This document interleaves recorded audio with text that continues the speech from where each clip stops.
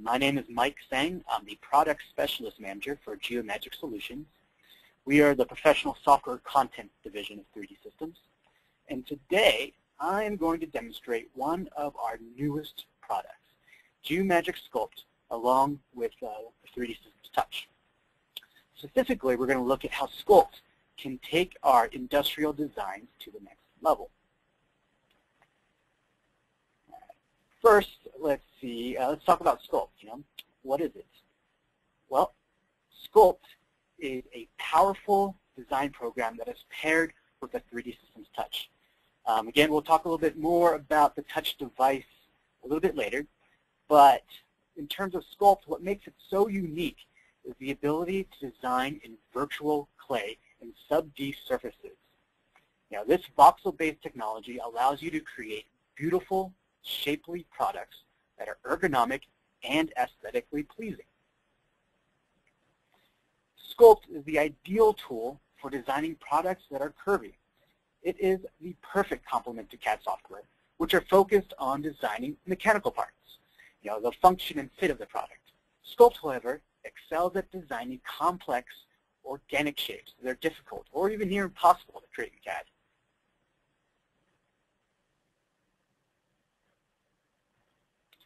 A great example is if you ever wanted to add that special touch or detail to your designs. With Sculpt, adding textures, embossing, and engraving shapes is simple and fast. And since we're using voxels, no matter how complex the geometry, you'll be able to show the most difficult of designs, where CAD programs usually tend to fail. So let's switch gears. I'm going to talk a little bit more about that haptic device that I mentioned earlier. This 3D Systems Touch device plays an integral role to 3D Systems' idea of perceptual design. Now think about it. Most of the 3D design programs we use today use a 2D input. We're limiting our designs because we can only use a mouse or a touchpad or pen. And when 3D input technology arrived, it was sadly too expensive for everyone to enjoy. That is, until now. 3D Systems is democratizing this technology so that everyone can finally use a 3D device to create 3D designs. Apples to apples. Now anyone can capture the physical 3D world and digitize it with 3D scanning. Or we've even partnered with companies like Intel and the RealSense hardware, so we can use 3D natural movements and gestures to interact in 3D. And of course, we can actually feel our 3D design with our haptic device. That's real physical feedback based on our 3D models. Let me show you what I mean. All right, so this is a blown-up picture of the 3D Touch. And what I'm going to do now is I'm actually going to turn on my webcam so you guys can see the device that I have here in front of me. One moment.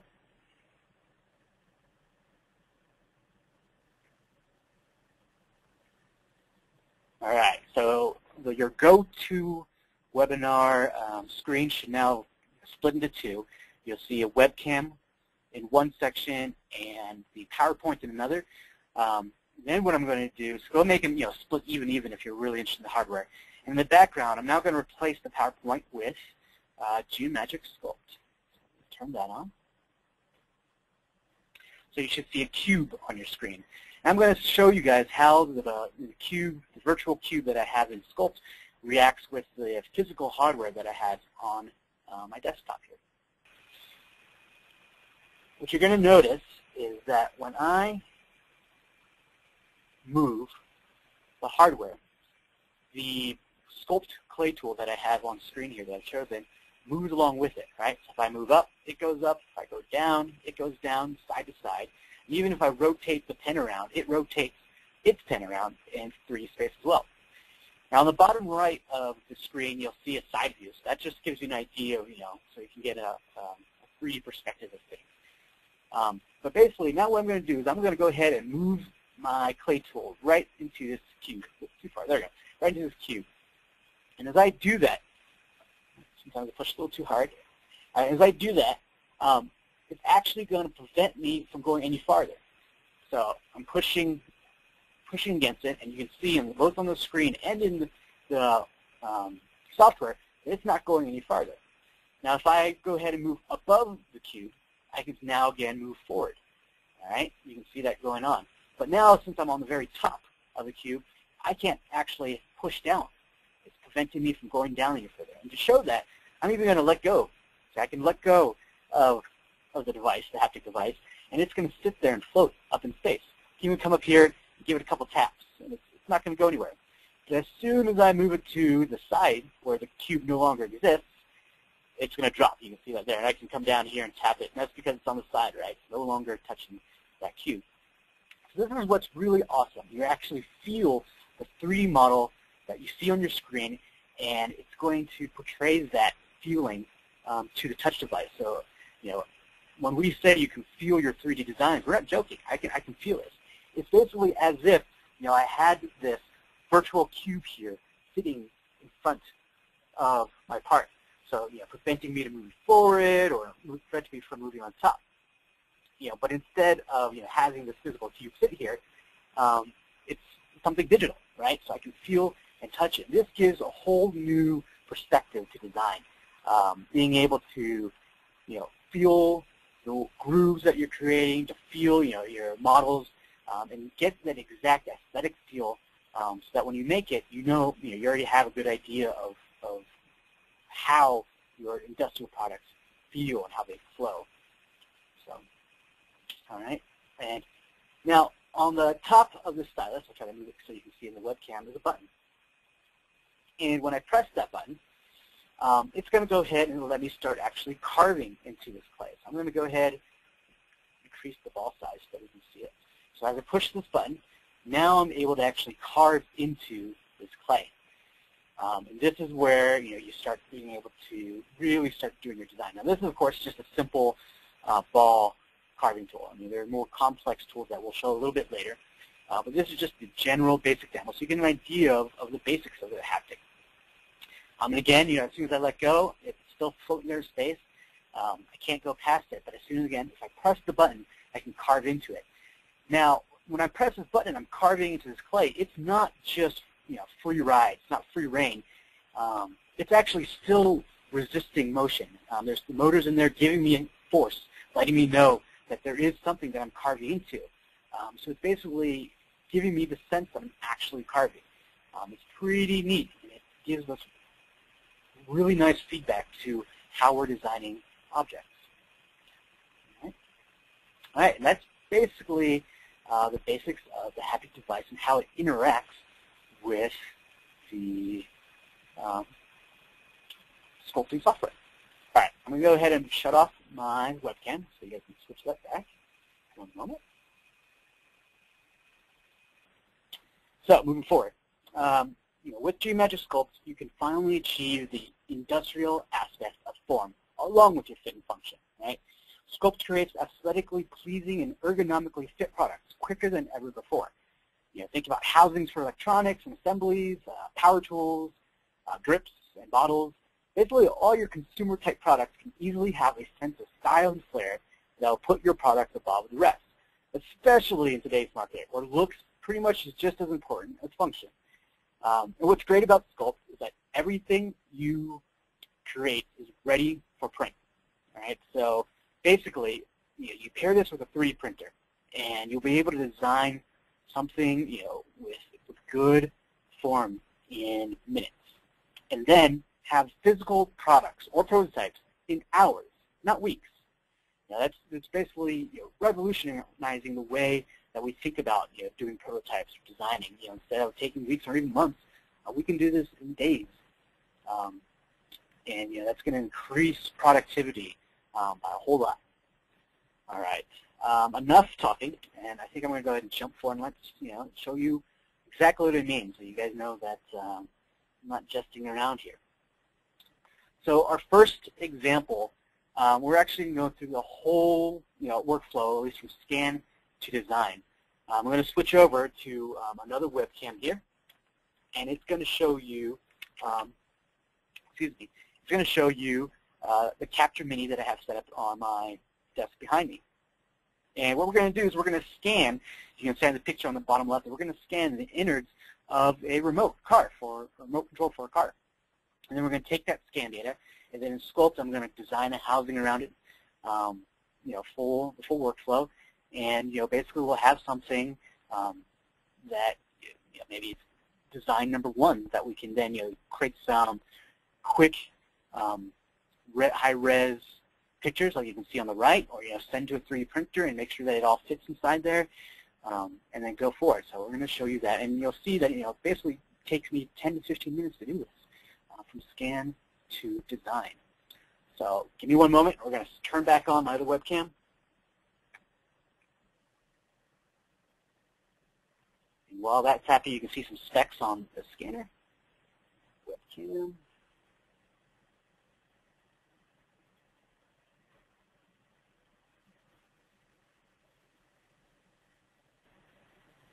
There in the middle is the Capture Mini. That's one of our newest scanners, released maybe a couple weeks ago. And it's putting down that blue LED lights in a projected manner. You'll see patterns come down. And as it does that, it's going to be able to figure out the shape of the object that sees in front of it. Now you can pair it up with our turntable that you see right there. It's spinning. I have that remote control sitting on it, and it's spinning automatically, so the scans are automatic.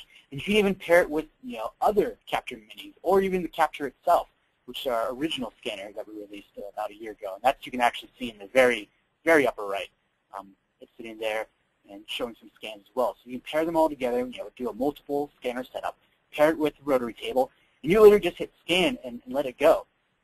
As I'm sitting here talking to you guys, it's doing its thing. It's going and scanning. And let me go ahead and zoom in on the scan itself so you can have an idea of what that looks like. All right, and what you'll see is that that pink is the last scan that I took. But basically, right there in front of our screen is the part that I was scanning, right? It only took, less than a minute for me to do that. And you can see how nice it is, kind of a hands-off approach to quickly create, not create, but capture the physical world and get a 3D digital model of it. Part again of that perceptual design idea that we're talking about.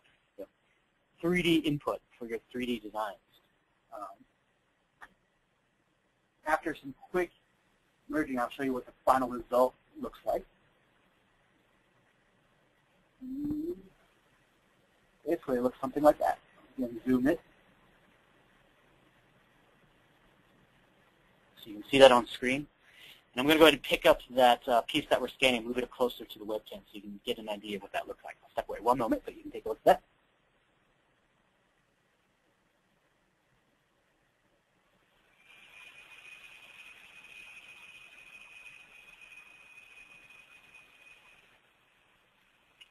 All right, so you see it's great representation, and you'll notice that the part's black. Black's usually something to scan, but with these cameras, you can control exposure and be able to capture, black things as well. So, all right, let's go ahead and show what that looks like in Sculpt now. So I'm going to go ahead and turn off my webcam. All right, so here is the software. You can see the scan that we took. I'm going to just adjust the side view a little bit out of our way. We talk about what we're going to do here. So there's the scan. Of course, I cleaned it up a little bit. With Sculpt, you can do some quick hole filling. Goes up at the top there, smooth it out, and of course cut out the stuff at the bottom that we don't need. But this is the basic shape of the internals of that remote that we want to create. All right, and then of course the challenge is, all right, here's the innards. The challenge is go ahead and make your casing, make the outside of it. Well, of course, if I were to do this in CAD, I could easily just make a box, right? Just make a quick extrusion box and cut some holes in it and be like, ah, there it is. But that kind of look isn't going to sell very well. Even if I add a bunch of fillets and things, it's just not going to have a sense of style like we saw in that picture. So let's go ahead and create something in Sculpt that has more ergonomics to it and more better flow and aesthetics. And the way that we're going to do that is first we're going to start off with what we call a sub-D shape, all right? And sub-D, I'm going to just create a cube here, is subdivisional modeling. And it's basically, if I zoom out, just get an idea, it's basically taking a complex shape. So you can see the sphere here, and you see all, hopefully if you look real close, you can see all the facets that make that sphere, or that cube. And what it allows me to do is I'm able to manipulate all those shapes, but based off a simple cage structure. And I'll show you what I mean in a bit, but let's first, kind of take this thing down to size. Right? We don't really need it to be that big. So what I'm going to do is I'll just quickly adjust some of the options here. So I'll go like 50, and the height, we'll do 80, and of course the Z doesn't need to be that much. We'll just, we'll go to 50. It's just eyeballing. I'm going to be able to adjust this later. Another thing that we can set is symmetry, and we're going to have this, make sure this thing is going to be symmetric about the y-axis, so it'll hit X. And one of the things that we can do is change the shape of the overall part as we're doing this. So I'm actually going to kind of make it a little more squarish. We don't want it to be so round. So something like that. All right, awesome. And then we're going to go ahead and start doing the manipulation. Now, what you'll see on screen is this cage that I mentioned about. You'll see that it's basically just a cube, right? But by adjusting this cube, I can actually adjust a lot of the part itself. So look at that. As I move this cube, you can see that dynamically the shape inside of it starts to change. Right? You can see the innards of that scan in there for us. So of course I want to adjust it so it's just in front of it, and we'll go ahead and just do that. And we'll do the same thing, make the top of it come down. But as I control and move this, I can, I'm using faces right now. I can actually do things such as pull, this line. And remember, I have symmetry turned on, so of course the other side's going to react as well. But see how easy it is for me to create and move around organically? It's pretty sweet. And even not every line, I can just do a simple corner of this, right? So if I take this point right here, I can move that, just the point. Now, and right now it's very simplified. I only have, again, 6 faces, but I can easily increase the number of faces, either in an automatic sense. Here I can do, that quick subdivision, or I can manually change that. But before I do that, let's go ahead and finish with resizing this thing a little better. What I'm actually going to do is I'll go ahead and make this see-through. There we go. That's a little bit easier to see what I'm doing, right? Especially that bottom. I can move the bottom part up now and bring it to there. Do the side of it, something like that. All right. So don't forget the back, right? Onto the there, and make sure that the back is also kind of shaped. So nice and easy, and quickly, make a shape. Of course, the part that we're dealing with is pretty squarish, so this is easy. But imagine if your internals weren't square. Think about it as if you had like maybe a power drill, right? The shape isn't square; it's the shape of a power drill. So you can easily manipulate this subdivision to make sure that it fits on the internals of a power drill. All right. So I'm going to go ahead and turn off see-through now, just real quick, so we can see the general shape there. Looks like we're doing good. All right. Now let's start talking. Start making the details. Let's actually start, creating some form. Again, I'm going to turn on the see-through just so I can take a look at all the buttons, and I want to, because I'm going to want to change the way this thing feels according to those buttons. So again, hit see-through. And what I'm going to do is I'm going to start adding more of these lines, these interpolation lines here, because these are control lines, I should say. Because the more lines I have, the more control I will have over the shape. So to quickly do that, I'm just going to use this loop tool, which will create a loop where I basically click. And remember, I have symmetry turned on, so wherever I do put them, it's going to do some symmetry. And you notice that I can click anywhere along this line, but the software is going to go ahead and help tell me where some key points are. For example, this is right down in the middle, so maybe I want to do a loop there. And here I'm going to do one on the side, right to the left of that button. And one should appear right to the right of my other button, just like that. So I'm basically going to corner off these buttons there for me. There's one. Down here, just slightly. I'm just using freehand. You can be exact or not exact as you want, which is nice. There we go. Each of these lines, each of these points are going to represent something that I can control. And it's probably going to be a little offset here, so I'll make something here, just do that. Probably add another point in the middle as well, so that's control the sides there. Add 2 more there. All right, something like this kind of giving me, I think that should be enough control points. All right, let's go ahead and make things visible again. We can see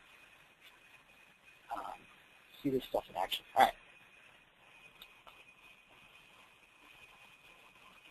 Now, if you recall, this over here is where my buttons are. So I'm actually going to just select these faces here. Okay. Again, I have symmetry on, so I don't have to worry about this other side. And I'm going to start adjusting the shape. So see how easy it is for me to create nice, cool, organic feeling designs. So of course I want this part of it to be inset a little bit, right? And then how about the button here in the middle?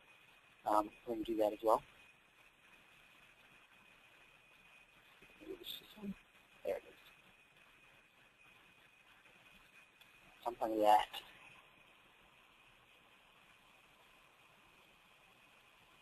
It looks like I forgot to save me pushing this thing back.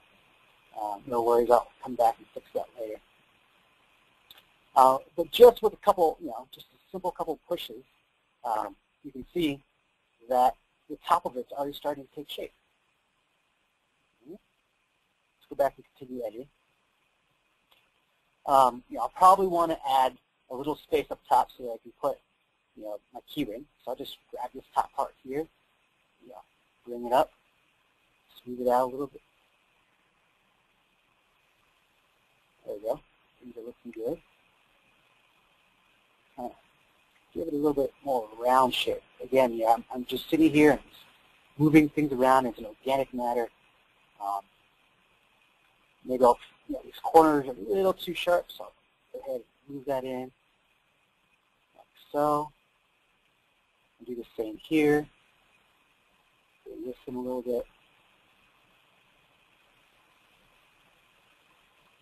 Yeah, so this is a great way to organically feel how to create your key or any of your products, right? So no matter what your design is, I can, this one I'll do maybe kind of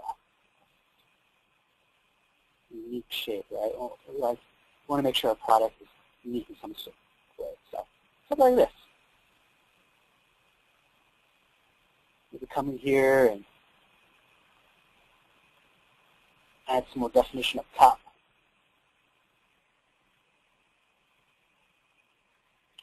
But as I'm doing this, I'm using my 3D haptic device to be able to, in 3D, design my part, right?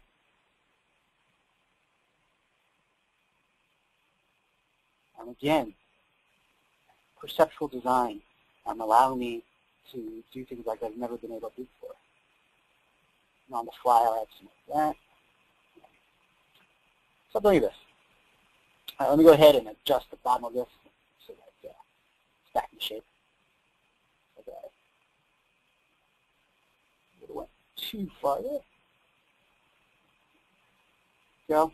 Of course, you have utilities to make sure, if I want to select only faces, I can do that. So I'm actually going to do that now. Select just the faces. Of course, I don't use these. I have all these top faces, and I can just push down on this. Again, quickly resize it. Just do slightly above. All right, now we have the beginning of our key. All right, let's take a look at what that looks like. All right, so we have the basic shape. It's definitely unique. Has some nice freeform curvature to it. And at this point, we can go ahead and start adding details. So the way that we're going to do that is right now we're in subdivision. We're going to go ahead and convert this into a voxels, clays. So we'll come in here and just simply say, all right, copy this into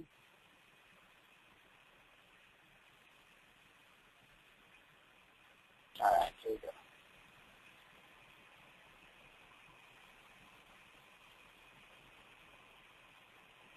Now we have a clay version of this. And what's nice about clay is this is where you can do things like adding grips, details, logos, and really, flesh out the aesthetics to your design. Right? So first thing first is we know that, of course, we're going to need to have this be hollowed out, right? Some type of shell. We can't just give them a solid body. We're going to shell it a little bit. So we'll go ahead and do that first, or at least do the first steps of that. And the way we're going to do that is creating an offset piece on the inside.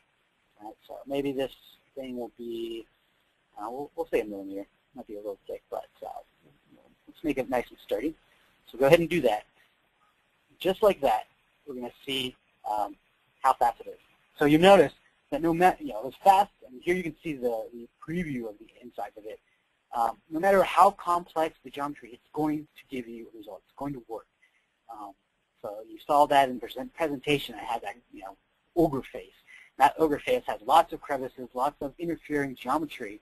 But once you're in voxels, you're able to go ahead and do things like offsets, either in or out without a problem, just because we're using volumetric type of technology here.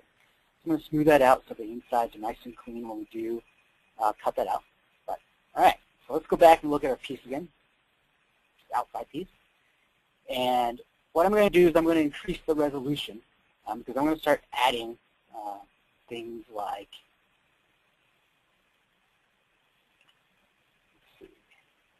add things like grips and logo. So let's increase the resolution at least 0.1.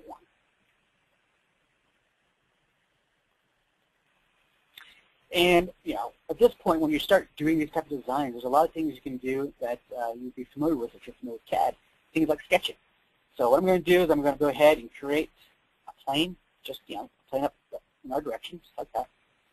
And then I'll start doing some interesting areas where I can put my grips, so maybe like right here. So I'll just go in and, using my 2D sketch tools, start creating where I want, maybe my grips to lie. All right, so let's do that. So maybe I wanted to do it like right here. This thing will kind of look transformerish maybe. Something like this. Just go switch. Yeah. Follow the graphic design.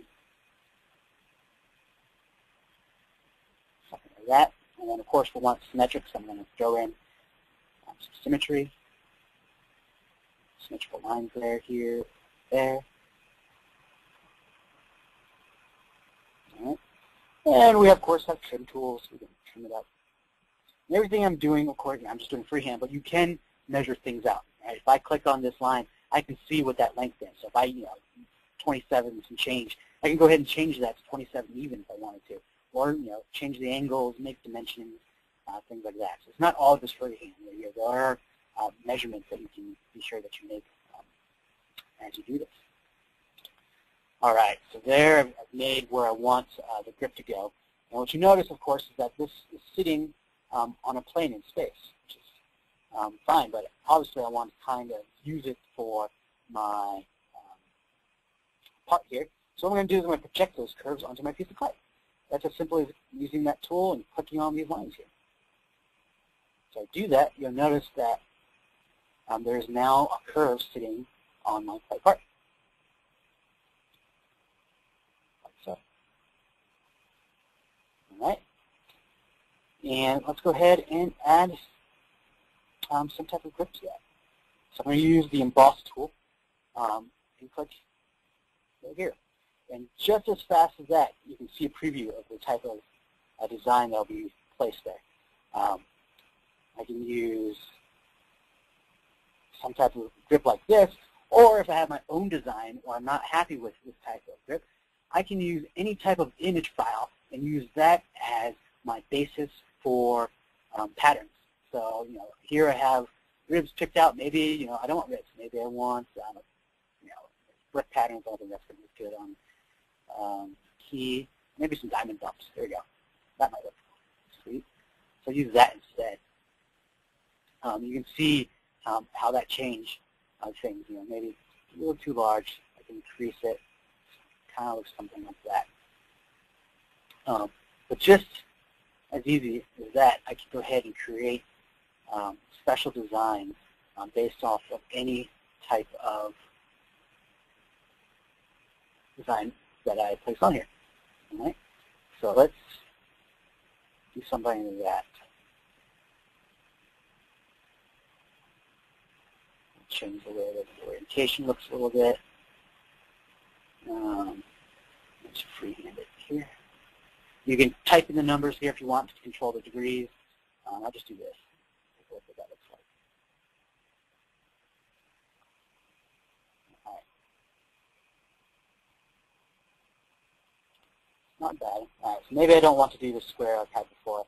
I think the square or the kind of circle thing makes it look a little too cartoony. But this is what's nice, right? In that instant, in just a couple minutes, I can make a design and be like, yeah, it's too, it's too, it looks too much like a face. This is not the design that we want to go for. We want to look for something else. So just in those couple minutes, I can quickly make design changes. So let's say, no, let's mix that idea and go with something a little bit more not so kid-like. So we'll just go back in here and say, like, all right, let's come back here and change this.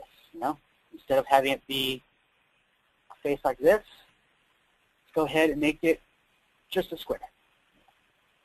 Classic. And we'll use that. And again, project it.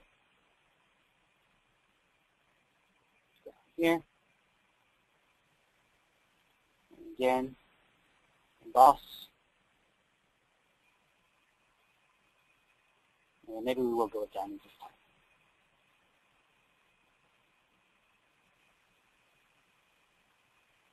Figure it out. Something like that.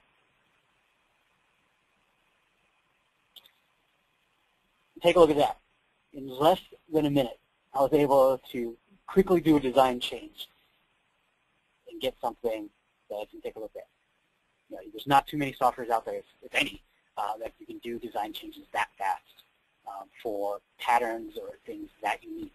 And I'm just using simple patterns here. It could be something much more detailed, and I'll show you a little bit of that a little bit later. But let's finish this off a little bit. Let's go ahead and add kind of a boundary to that grip. And using that same curve, I can create a piping. 10 millimeters is much. Maybe just something like that. Cool. So I've got my grip here. What about the back side? Maybe you want to throw in a nice logo. And just as fast as you would expect, I can quickly come in here, again, pick out my company's logo. So yeah, I want to emboss with this, just the size. A little large. There you go. Maybe make it a little bigger. Nice. And have that embossed in the back.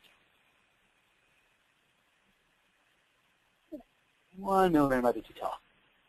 Again, look at how easy it is for me to make these design changes. Great. Just like that. Now I have, a logo as complex as you want it to be. There, put on the back of the part. All right, let's smooth this whole thing out. So there's not any sharp angles that will.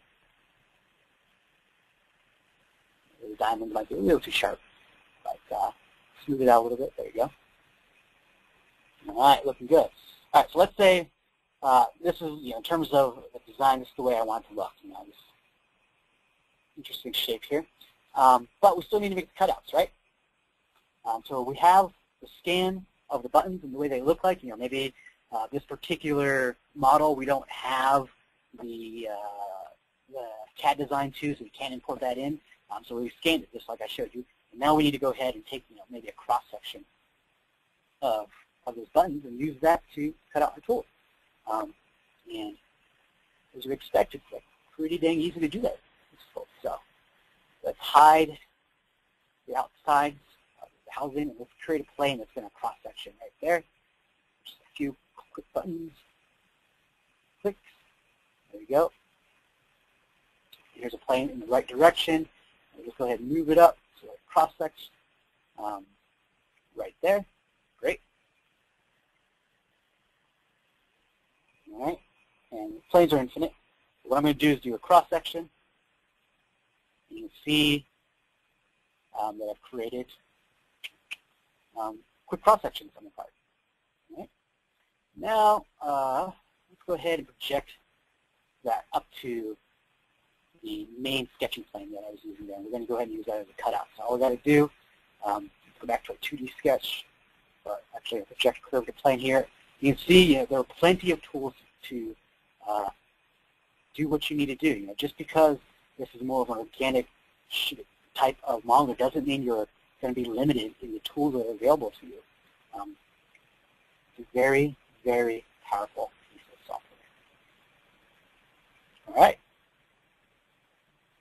Just like that, I now have my sketches. All right, let's turn back on our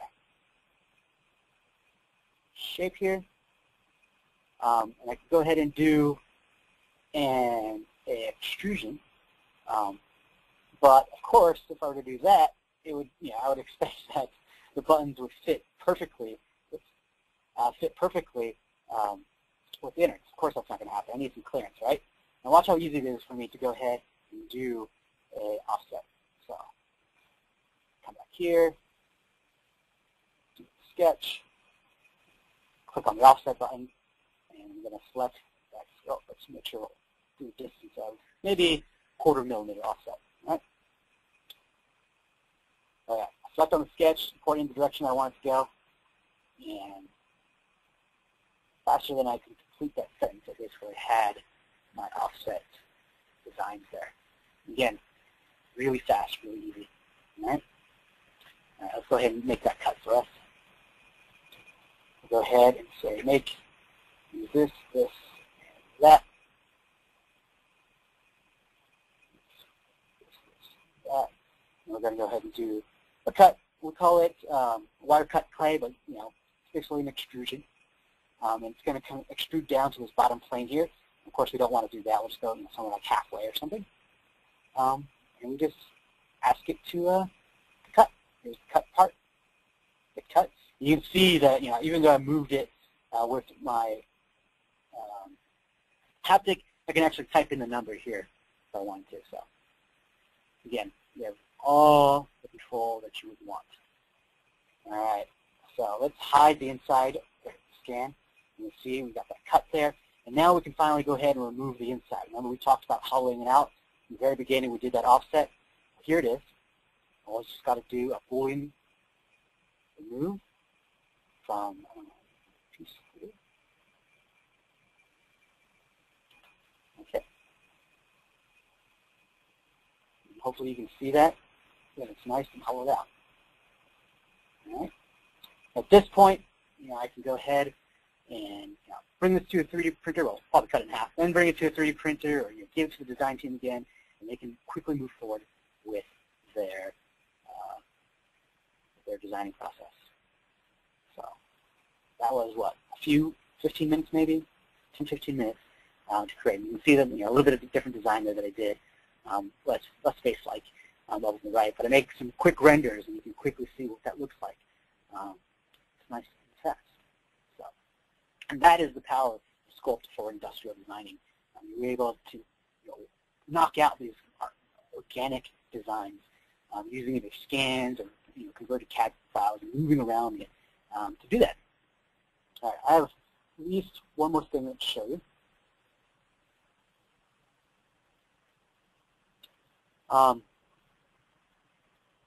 Take a look at this. Doing industrial design is more than just being able to create the outside of electronics, the housing and some things. But adding just that little bit of detail and flair that's going to separate your products from the rest. So here we have this gardening tool, right? It's basically a weeder of sorts. And basically, this whole part can easily be done in CAD. There's no argument there. They basically revolve, and the top part is revolved with some type of extrusion and loft for the actual tip of it. But, where Sculpt actually starts helping you is, once you leave CAD, you can start doing more organic types of designs, just because of the way that how fast it is to do details such as embossing and engraving.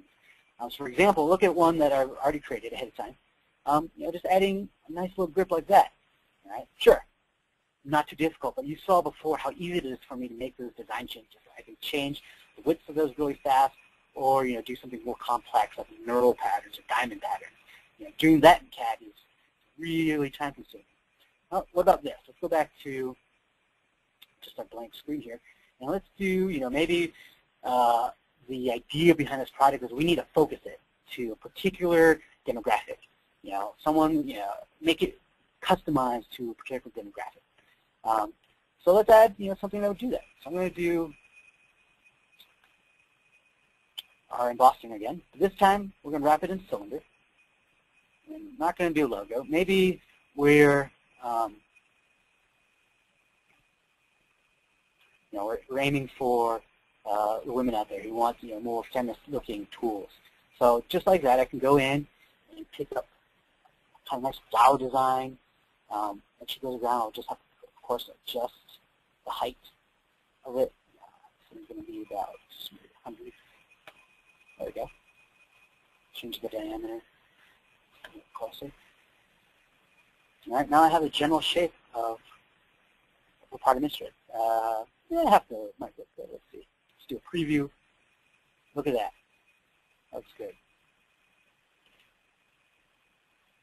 Just that fast, I was able to go ahead and add a nice floral design. That's an engraving there to that handle. And I can just, for example, again, 3D print the handle, having hours, have something that looks like that. Try designing something like that. Try to do that type of engraving in CAD. That's pretty hard. At least it's time-consuming. You can't do it in the 1 or 2 minutes that I just showed you there. And it doesn't stop there. You can do text. If you want to write something out and wrap it around, you can do that as well.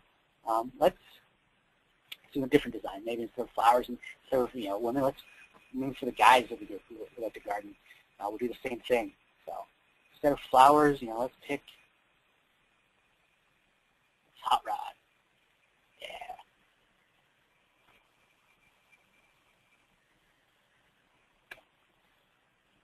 All right. Show a preview of that. Sweet. Who's going to argue with you when you're like, hey man, I have a tool, gardening tool, that has a sweet picture of a hot rod on it. Right? Oh. Sorry, that was a pretty bad impression of Tim the Tool Man, but you get the idea. Being able to quickly create customized products, whether it be a gardening tool, a power tool, or a casing for any type of electronics. You're able to quickly make these designs fast and easy using Sculpt. Get those prototypes out there. Get those renders out there. Cut down on the time that's taking to design, and you'll be able to make your product. All right. With that, we are nearing the end of our presentation here. Hopefully I've shown you that Geomagic Sculpt makes designing organic and shapely parts easy. CAD, again, is great for designing mechanisms and really the function of the part, right? Where Sculpt is great for designing the form, the parts of the product that you want to look and feel beautiful.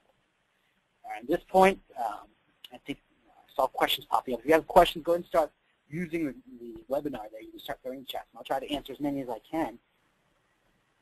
Can the haptic device operate with other software? Currently, it is only with Sculpt for now.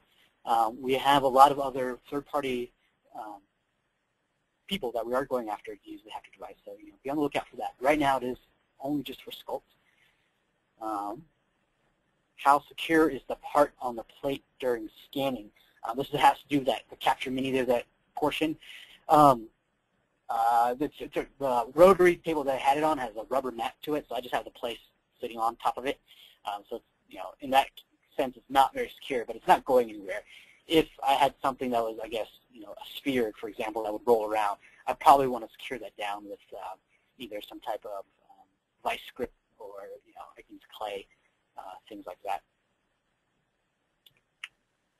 How is Sculpt different from other Geomagic software like Freeform Plus? It's a great question. We have a variety of sculpting software tools out there. Freeform Plus is, is a much more higher-end version of the software where you're able to do things like, basically it has the ability to do molding tools, being able to create molds and see draft analysis. That's one of the main big differences between the two softwares. And that version of the software also comes with a higher-end haptic, a little more precise than the one we have here. And of course, a major difference is the pricing. Sculpt is priced very, very low so that you can hit the market a bit easier, and so you guys can afford this type of technology. Again, we were mentioning about democratizing this technology, and that is part of it. So, file formats that we can import, STLs, OBJs, 3DSs, 3DS type of file formats are the main ones. I think there's a couple more. Let's see. There you go. You can see that there. And in terms of output, you can output to zip files, which are the rendering files for T-Shot. I guess I'm going to show you. Export. STLs, OBJs, these are the type of file formats that you can, output to.